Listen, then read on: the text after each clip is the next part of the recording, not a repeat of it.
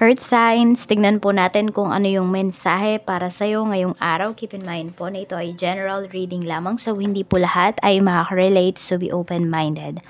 Sa mga hindi pa po nakasubscribe dito sa ating channel, please subscribe na po kayo and palike na din po ng ating video. At sa mga nais po mag-avail ng ating private readings ng ating Evil Eye Amulet, ng ating Tears Bracelet, makikita nyo po yung link sa description box. Tarot Intentions by Aliana Reyes. Okay, tignan po natin kung ano yung mensahe para sa'yo ngayong araw na ito. Spirit Guide, mensahe po natin. Mensahe natin.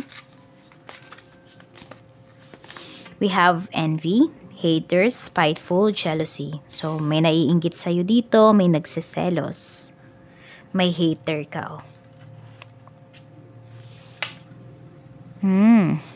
No contact, reconciliation. Meron palang tao dito na gustong makipagbalikan sa'yo, pero mukhang may naninira sa'yo dito. Okay? Or pwedeng merong gustong makipag-ayos sa'yo. Some of you naman pwedeng hindi to about sa relationship, Pwedeng about to sa friendship, about to sa isang family na merong hindi magandang sitwasyones ngayon, tapos parang may nagsusulsol. Ayun yung pinapakita dito. Tignan natin. Pero may maayos dito. Kaya lang kasi kung meron ngang laging pumapagitna, at yung pumapagitna kasi na yun, pwedeng hindi kasi maganda yung intention niya. Oo. Parang akala lang akala nung isang tao na okay yung tao na yon, yung pumapagitna na yon, akala niya yun talaga yung nag-aayos sa relasyon, yun pala yun yung sumisira. Kaya mag-iingat kayo sa mga taong pinagkakatiwalaan po ninyo. Tignan natin ano pa yung mensahe.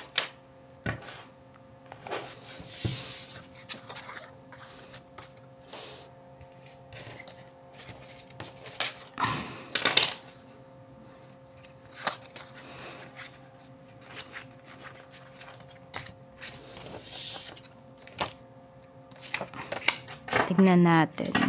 So, meron ba dito, kinakat nyo na yung mga ties po ninyo? Some of you sa family members, some of you naman sa mga friends po ninyo na hindi nyo na talaga, alam nyo ba na hindi nyo na mapagkakatiwalaan? The Hanged Man. So, meron dito parang naghihintay po kayo ng resulta ngayong araw na to. So, pwedeng ito po ay sa mga test na ginawa sa inyo. We have 3 of Swords. Okay, so pwedeng mayroong isa na parang hindi papabor po sa inyo. Ayan. Sabi natin isang resulta na pwedeng hindi po pumabor sa inyo. May heartaches kasi. Ayan, parang feeling broken po yung iba sa inyo. So, pwedeng ito po ay about sa inyong health or signs. So, tignan natin ano pa yung mensahe. Resolving issues. May maayos naman dito eh. Kaya lang, meron talagang nagbablock. Merong pumapagitna para hindi maayos yung isang connection.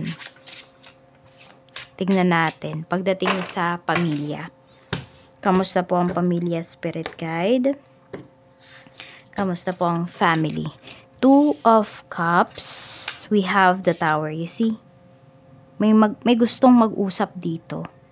Pero parang, ayun, yung iba po sa inyo, pwedeng may gustong mag-usap, gustong magkaayos, pero parang laging may pumipigil. Ayan, parang laging nauuwi to sa pag-aaway. Merong gustong maayos, pero hindi siya mapag-usapan ng maayos. 'Di ba? May humaharang talaga. May pumipigil po. Pwedeng ganito, may tinatago yung isang tao. Ayaw niya kasing mabulgar yung tinatago niya na yon. Kaya parang lagi siyang nakaharang, lagi siyang nakabantay dito. Yung tipong gusto nyo mag-usap ng maayos ng isang tao, hindi nyo magawa. Kasi laging may tumututol. Tingnan natin, ano pa yung mensahe pagdating naman sa friends. We have 7 of Wands. Meron tayo ditong 6 of Wands. Ayan po. Dito naman, parang nakikita ko may sama ng loob. Kasi pwedeng may tinanggihan. Hindi ko alam kung ikaw ba yung tinanggihan or ikaw yung tumanggi. Earth signs. Ayan. Kasi parang ganun yung pinapakita dito. Ayan po. More on may tumanggi nga.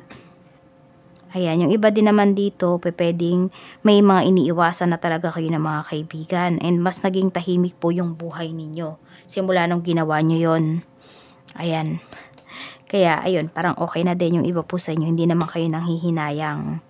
Tignan natin, ano pa yung mensahe pagdating naman po sa kaperahan. We have 2 of Wands. May nagpaplano ba ditong mag-abroad? So, yung iba sa inyo, pwedeng yan.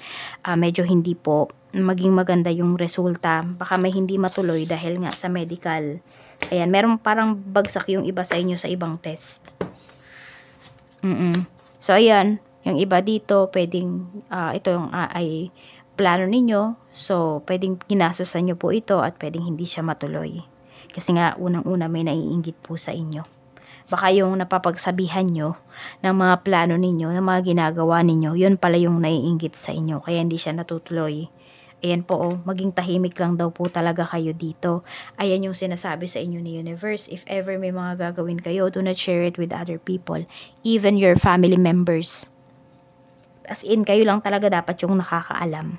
Sa pera nyo, ayan o, mag-focus daw po kayo.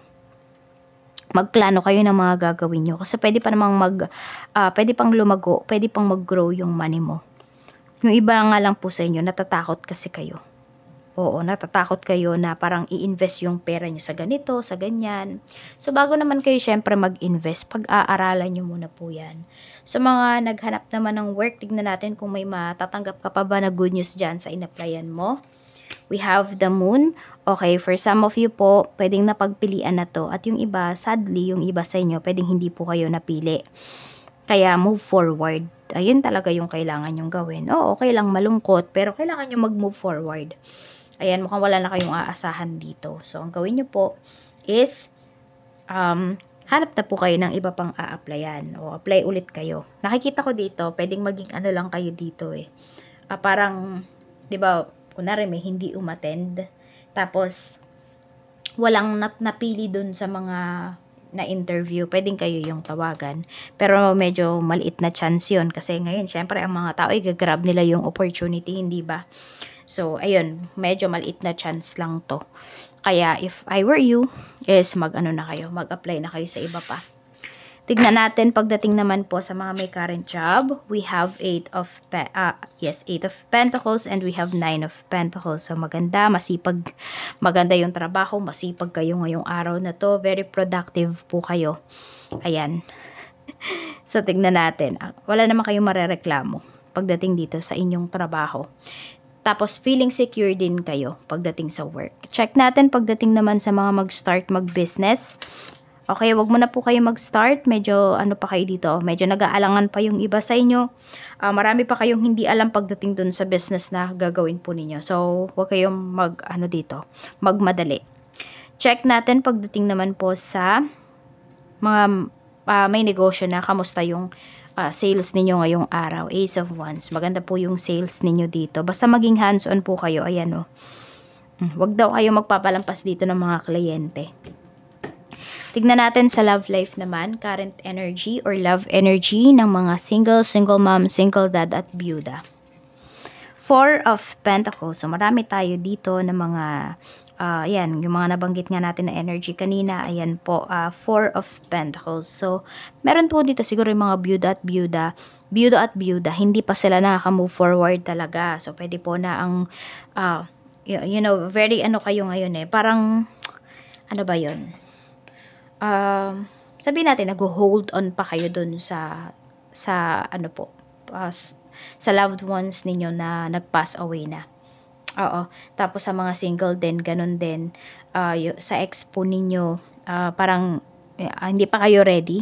Okay? Some of you kasi pwedeng meron po dito sa mga single natin, nawalan lang kayo ng communication ng taong to. So, parang hinihintay mo na magkaroon kayo ng closure. Which is, kapag hihintayin mo po yun, pwedeng matatagalan pa yan. Or yung iba sa inyo, baka hindi kayo makamove forward. Sa mga single mom, single dad naman, pwedeng ang focus nyo po dito is yung kaperahan, yung welfare po ng inyong mga anak. Tingnan natin, pagdating naman sa mga married, sa mga in a relationship, we have Page of Cups. Ayan. So, pwedeng aayain kayong mag-date, lumabas ng asawa mo ngayon, ng karelasyon mo. Yan, we have the Magician. So, nakikita ko dito, very interesting yung mga sasabihin niya sa'yo, yung mga kwento niya sa'yo. Hindi naman necessary na yayain kayong lumabas. For some of you po, pwedeng kung nasa bahay lang kayo, ayun, mag-uusap lang kayo. Or kung magkalayo naman yung iba sa inyo, ayun po, through chat lang kayo, or through video call lang po kayo mag-uusap. Pero alam mo yun, very entertaining, very informative yung mga pag-uusapan po ninyo. Yun talagang makikinig ka sa person mo pag siya ay nagsalita. So, ayan lang po. Maraming salamat. Mag-iingat po kayo always and more blessings to come.